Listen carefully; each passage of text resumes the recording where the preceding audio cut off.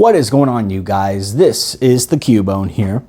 I am wearing teal and black like a Duval cat because I am here to talk about the Jacksonville Jaguars. And unfortunately, I am joined by my co-host, Trico.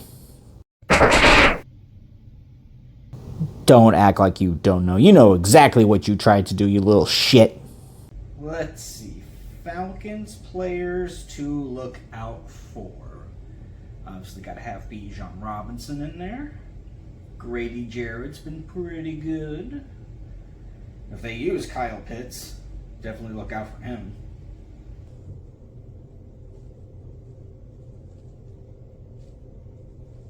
I feel like I'm missing someone.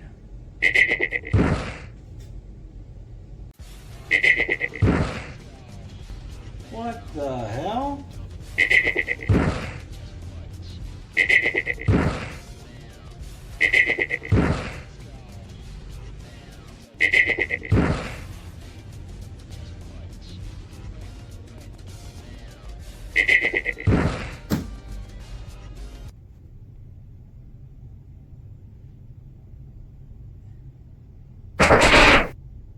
Hey, Trico?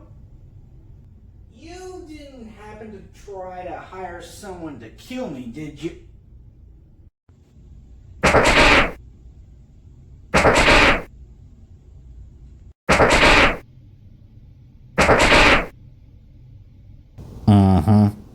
I'll believe it when I see it. In this video, we're going to preview the Week 4 matchup between the 2-1 Atlanta Falcons and the 1-2 Jacksonville Jaguars. Jacksonville coming off their second loss to the Houston Texans, and Atlanta is also coming off their first loss of the season to the Detroit Lions. On my whiteboard, I have 3 different topics that I do want to discuss in today's video. First and foremost, this matchup is the first of 2 London games for the Jacksonville Jaguars. The next one is the following week against the Buffalo Bills. In previous years, dating back to 2013, Jacksonville has always played one of their home games in London. It's sort of been this sort of testing ground to see if there's a true fan base in London to potentially expand or relocate a team overseas into the UK. And it's also sort of, at this point, how I kind of view it, sort of like how the Detroit Lions just play a game on Thanksgiving. That's kind of how I view this for Jacksonville playing in London. It's just something they traditionally just do now because they've been doing it now for 10 or 11 years now. And this is, however, the first time they're doing 2 games back-to-back in London. They were supposed to do that back in 2020, but there was a pandemic, so those 2 games were moved back to Jacksonville.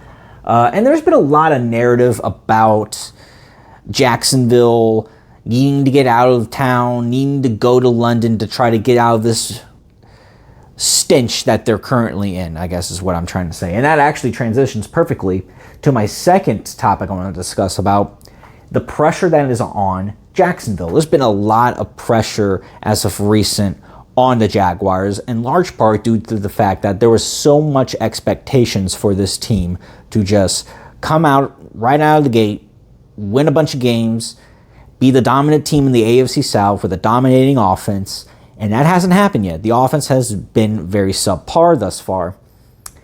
And a lot of that has to do with things like execution of the plays, mistakes being made, like penalties, a few instances where the play calling was a bit suspect at times.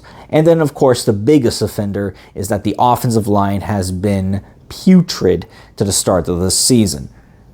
And I don't know exactly which reporter had asked this question to Doug Peterson or Trevor Lawrence, or even, I think it was actually Christian Kirk who was asked this, and I don't know exactly who brought this up, but Christian Kirk had told a reporter that, the Jaguars might benefit from going to London just to get out of the city of Jacksonville for a little bit, which to me, I really just don't understand that narrative, because even if you're on the road, if you don't execute your game plan, or if you're not making your key reads on defense, and if you're still not getting pressure on the other team's quarterback, I mean, you're still in the same situation that you were in Jacksonville, to be honest.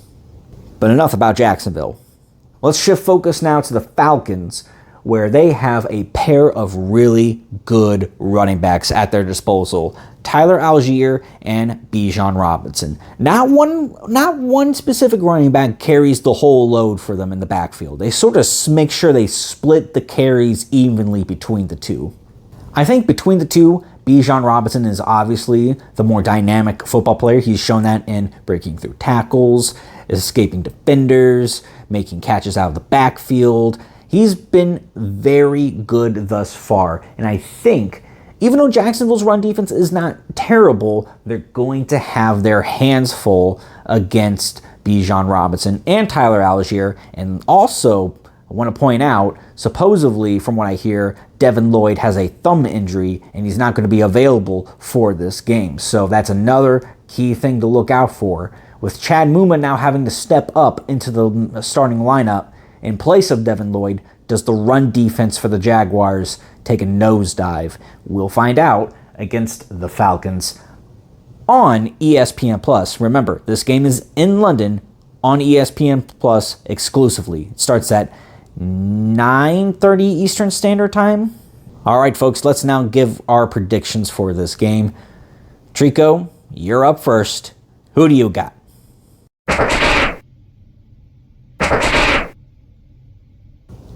Well, let's hope they do, buddy. For me, this matchup is really dependent on one thing and one thing alone. Who is the most physical up front?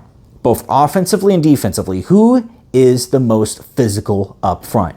Which team is going to be giving up the most pressures? Which one is going to be opening up running lanes for their running backs? Who's going to keep their quarterback protected?